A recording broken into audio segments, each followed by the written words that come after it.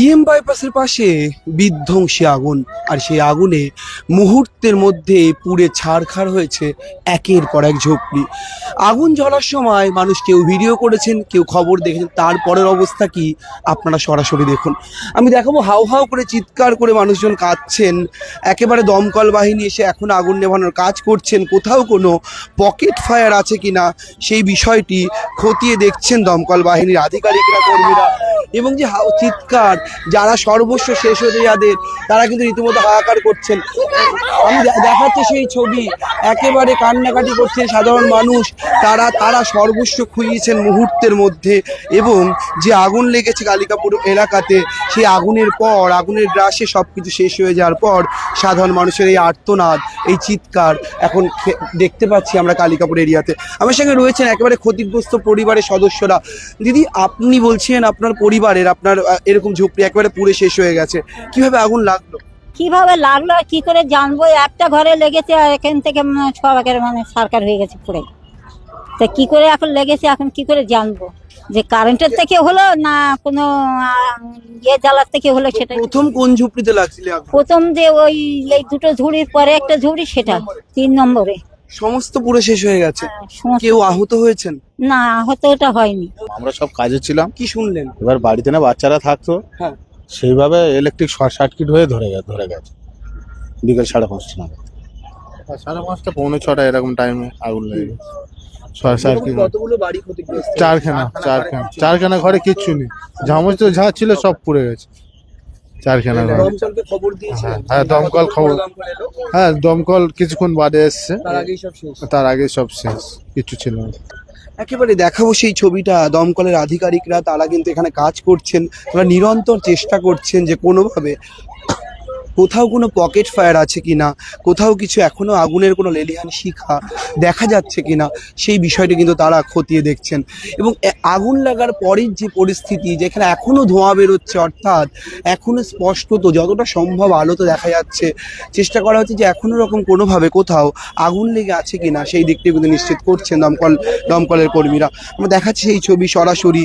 একবারে ঝুপড়ি, বাসন, হাঁড়ি, ভাতের হাঁড়ি থেকে শুরু করে সমস্ত কিছু পুড়ে দুমড়ে মুচড়ে শেষ হয়ে গিয়েছে।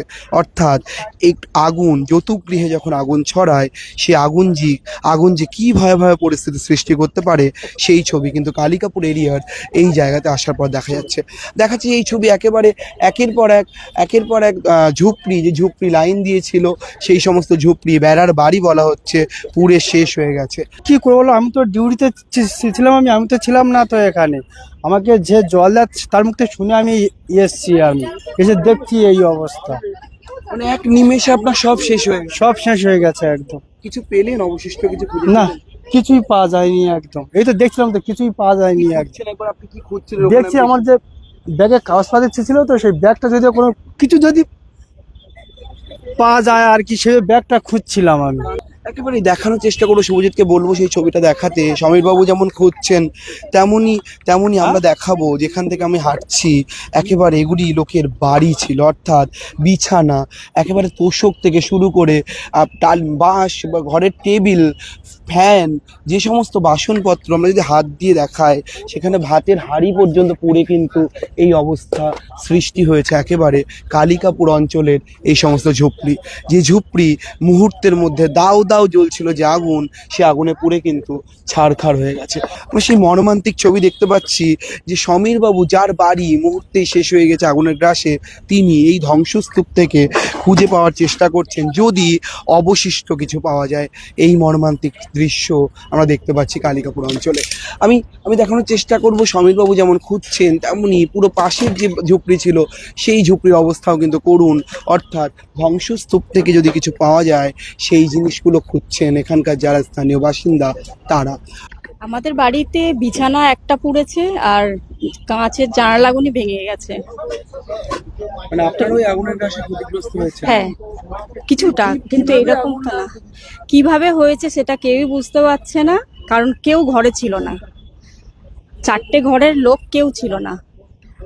এবার আমি রান্নাঘর দিয়ে, আমাদের ঘর দিয়ে আর কি দেখতে পেয়ে আমি বাইরে সব ছিল আর কি বসে, তাদেরকে ডাকলাম। ডাকার পরে ততক্ষণে মানে অর্ধেক শেষ, 10 মিনিটে সব শেষ।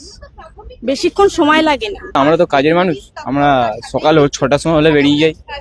মেন এবার যখন ছুটি পাই তখন লেটে আসি, বাট এখন যে ফোন বাড়িতে গিয়ে ফোন গিয়েছে যে এরকমই অবস্থা খারাপ, এসে দেখছি এরকমই অবস্থা শেষ। কারো যে খাবার থাকতো, যে সমস্ত জিনিসপত্রগুলো তো সেগুলো পুড়ে গিয়েছে, আলমারি পুড়ে গিয়েছে, সব মিলিয়ে টিনের ছাউনি থেকে শুরু করে পাখা এবং যে সমস্ত ঘরে আসবাবপত্র থাকে সমস্তই কিছু কিন্তু পুড়ে শেষ হয়ে গিয়েছে। এই ধ্বংসস্তূপের মধ্যে এখনো যদি দেখা যায় যে জিনিসগুলি মোটামুটি যা সম্বল করে এখানকার মানুষ থাকতেন, ঘরের মধ্যে সমস্ত জিনিস নিরাপদে রাখতেন, সেই নিরাপদ আশ্রয় কিন্তু এই মুহূর্তের মধ্যে শেষ। এবং সবচেয়ে মর্মান্তিক যে ছবি, বিছানা, খাট, যে খাট ছিল স্টিলের একটি খাট ছিল, সেই খাটটির অবস্থা কিন্তু আগুনে শেষ। এবং যে আলমারি মূলত ব্যবহার করতেন এখানকার যারা বাসিন্দা ছিলেন তারা, সেই আলমারির অবস্থাও কিন্তু একেবারে করুণ হয়ে গিয়েছে। আমি শুভজিৎকে বলবো দেখানোর জন্য ছবিটা। আলমারিতে যতটা জামা কাপড় ছিল সমস্ত কিন্তু পুড়ে ছাই। স্কুল ব্যাগ থেকে শুরু করে জামা কাপড়, প্লেট, যা যা নিত্য প্রয়োজনীয় জিনিস, তার দশাও কিন্তু একেবারে করুণ।